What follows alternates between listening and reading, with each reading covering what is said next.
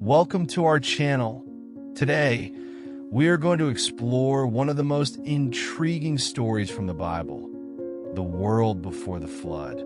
Imagine a time when humanity had completely turned away from God's ways. Corruption spread, and divine judgment came in the form of a global flood. What exactly happened in the days leading up to the flood? What led God to destroy the earth with water? And how was Noah, a righteous man, chosen to build the ark and preserve God's creation? In this video, we'll dive deep into the story of the world before the flood, examining its causes, the rise of the Nephilim, human corruption, and divine intervention. Stay with us to understand how this biblical story reveals powerful lessons for today. The world before the flood was very different from what we know today. According to Genesis 6 verses 1 to 2, humanity had multiplied on the earth, and the sons of God saw that the daughters of men were beautiful and took them as wives. This was a time of exponential population growth, but also an increase in wickedness. The earthly environment was prosperous, but human morality was in decline. This was an era when the closeness with God that marked the early days of creation began to fade.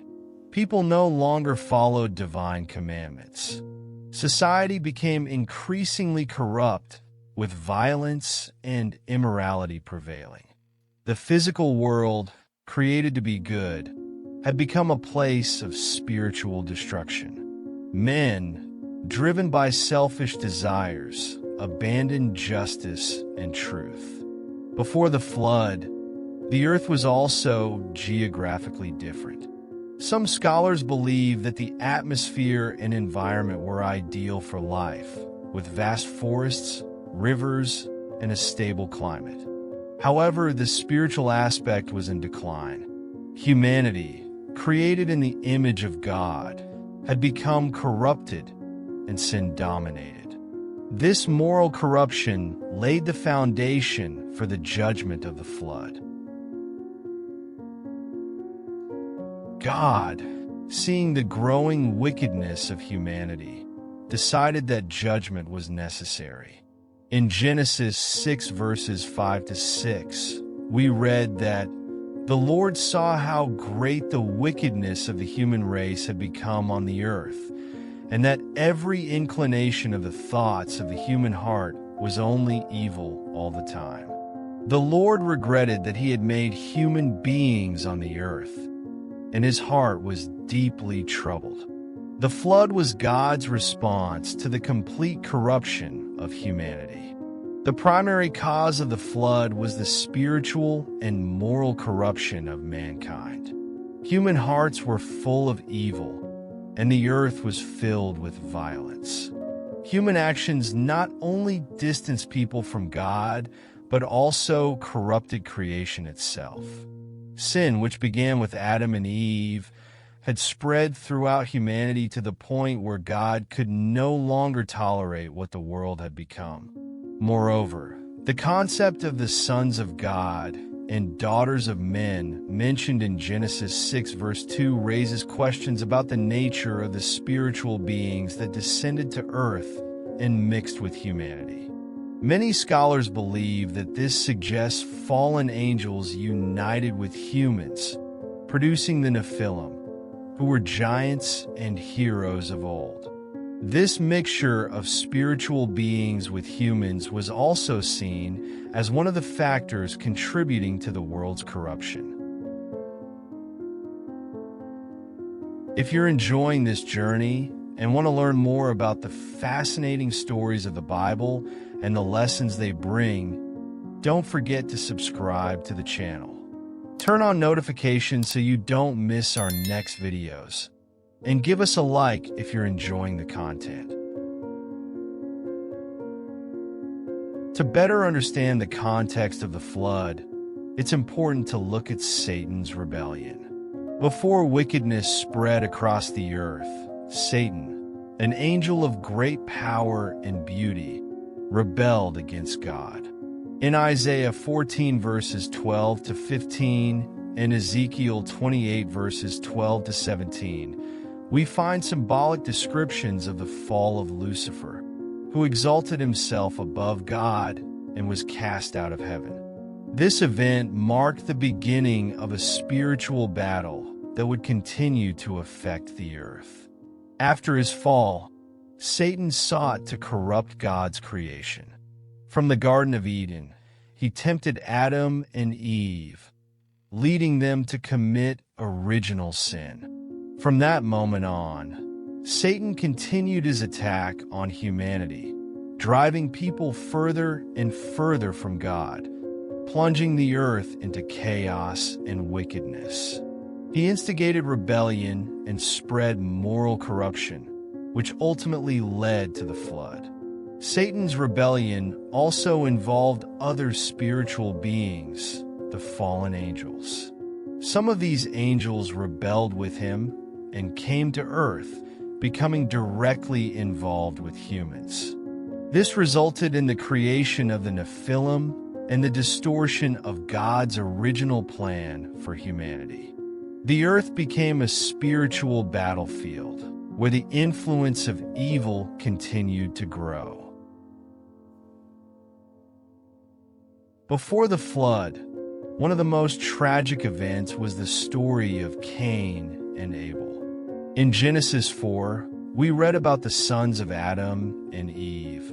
Cain and Abel brought offerings to God, but God accepted Abel's offering and rejected Cain's.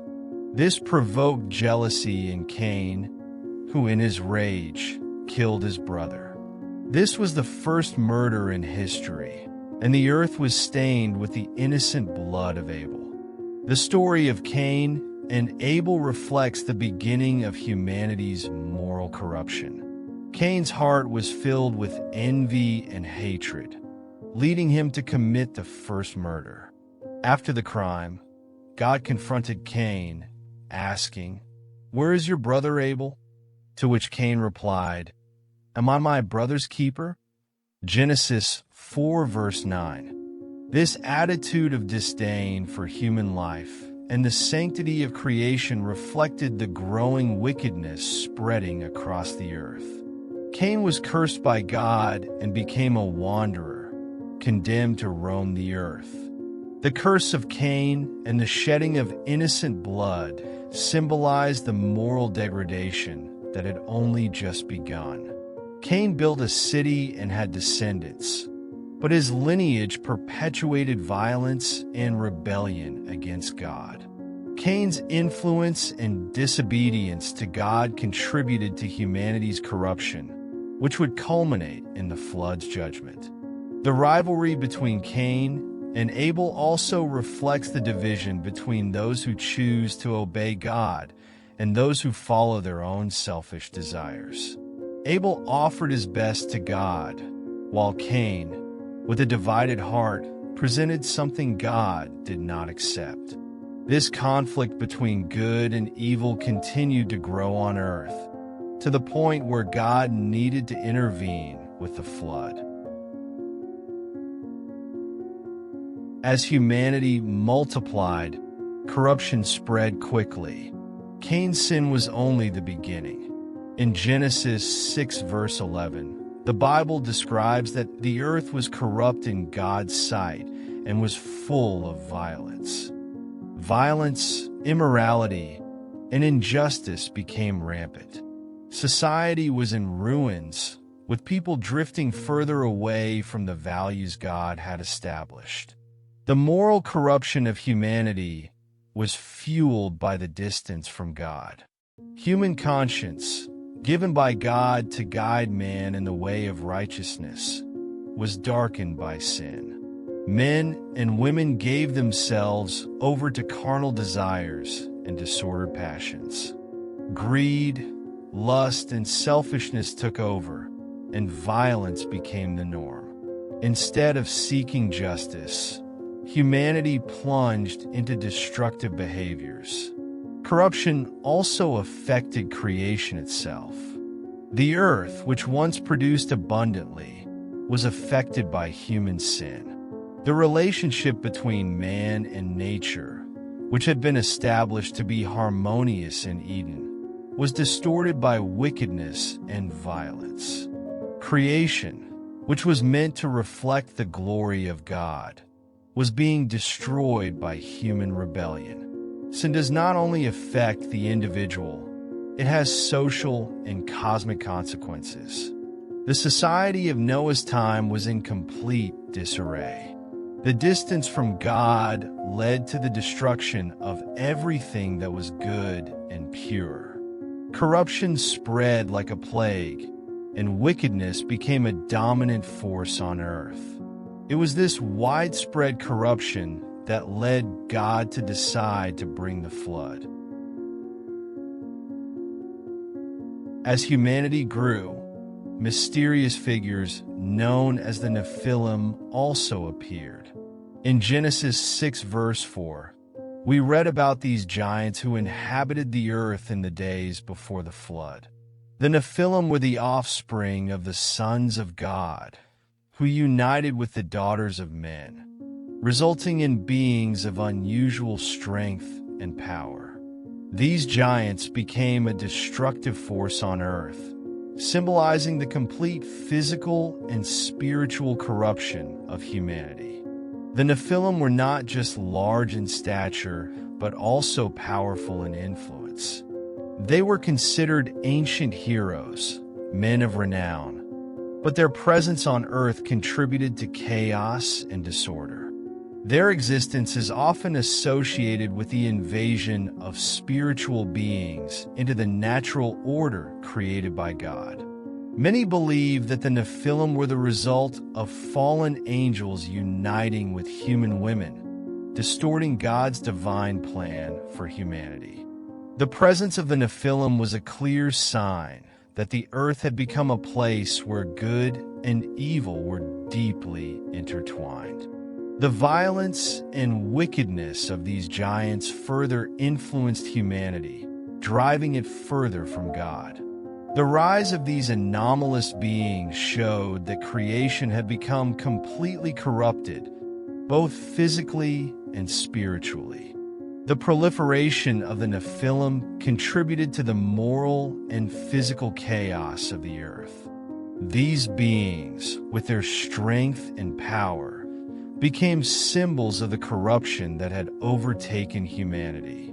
They were a manifestation of rebellion against God, and their presence indicated that judgment was near.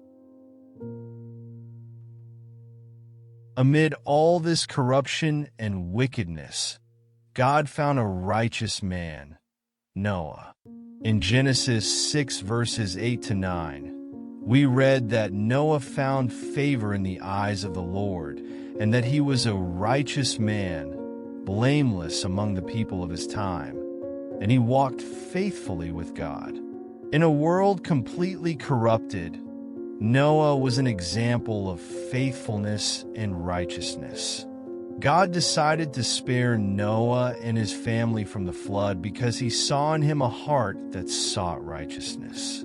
Noah was chosen by God not because of his abilities or wealth, but because of his faith and obedience. He lived in a society where violence and sin dominated, but Noah remained faithful to God. This choice was not based on human merit, but on God's grace. Noah was called to a greater purpose, to be the instrument of salvation for humanity and God's creation. Noah's selection also teaches us about God's character. Even in times of judgment, God offers a way out for those who remain faithful. Noah is an example of how God can use righteous people to fulfill his plans of redemption. He was called to an impossible mission, to build a massive ark to save his family and the animals of the earth. In obedience, Noah followed God's instructions and began building the ark, even in the face of ridicule from his contemporaries. His faith and trust in God were tested, but he persevered. Noah's selection shows us that even amid wickedness, God seeks out righteous hearts to carry out his purposes. God instructed Noah to build a massive ark to shelter his family and a pair of each animal species. In Genesis 6 verses 14 to 16, God gives specific instructions about the size, structure, and materials of the ark. This was not a simple boat, but a true floating fortress designed to withstand the flood that would cover the entire earth. Noah worked tirelessly on the construction, taking years to complete the mission. During the time Noah built the ark, he also preached to the people, warning them of the impending judgment. However, no one believed him. People continued in their corrupt ways, laughing and mocking Noah and his ark. This period of warning and God's patience shows that even in the face of judgment, God gives time for repentance. But humanity was completely hardened. Finally, the flood came. Genesis 7 verses 11 to 12 describes how the springs of the great deep burst forth, and the floodgates of the heavens were opened. And rain fell on the earth 40 days and 40 nights. The waters rose quickly, covering all the mountains and destroying all life that existed outside the ark. Noah, his family, and the animals entered the ark, and God closed the door behind them, protecting them from the devastation that was about to come. During the flood, the waters covered the entire earth for 150 days. The world Noah knew was completely destroyed. The flood was not just a physical event, but also a spiritual judgment on the corruption and sin of humanity. God was purging the earth, removing all that had been corrupted by human wickedness. Noah and his family were saved, not because of their deeds, but because of God's grace. After the waters began to recede, the ark came to rest on Mount Ararat. Noah, with patience, waited for God to tell him it was safe to leave the ark. When they finally emerged, Noah built an altar and offered sacrifices of thanksgiving to the Lord. In Genesis 8 verses 20 to 21, God accepted Noah's sacrifice and promised never again to destroy the earth with a flood, even though the inclination of the human heart was still evil. The flood was an act of judgment, but also one of renewal. From Noah and his family, God began a new era, full of hope, where he would establish a new covenant with humanity. The flood marked the end of an era of corruption and the beginning of a new phase in creation. After the flood, God made a covenant with Noah and his descendants. In Genesis 9 verses 8 to 17, God set the rainbow as a sign of his covenant that he would never again destroy the earth with a flood. He blessed Noah and his family, telling them to be fruitful and multiply and repopulate the earth. This was a renewal of the original commandment given to Adam and Eve, but now in a world purified by water. God's covenant with Noah was a promise of mercy. Though the flood had been a judgment on sin, God promised that he would never again bring destruction in this way. The rainbow, which appears after storms, is a visual reminder of this covenant, that God is faithful and his plan of redemption continues despite humanity's failures. This covenant also marked the beginning of a new relationship between God and creation. Though sin still remained in the human heart, God gave humanity a new chance. Noah and his family symbolized a new beginning, an opportunity to walk with God in obedience and gratitude. God's covenant with Noah reminds us that, despite judgment, He always offers a path of redemption. God's faithfulness never fails, and His desire is to restore creation to its original plan of peace and harmony. The covenant established after the flood is a foreshadowing of the future covenants God would make with His people, culminating in the new covenant in Christ. Today, we've explored the world before the flood, the corruption that took over the earth, and how God brought judgment and renewal through the building of the ark. Noah's story teaches us that even in times of great wickedness, God seeks out those who are faithful.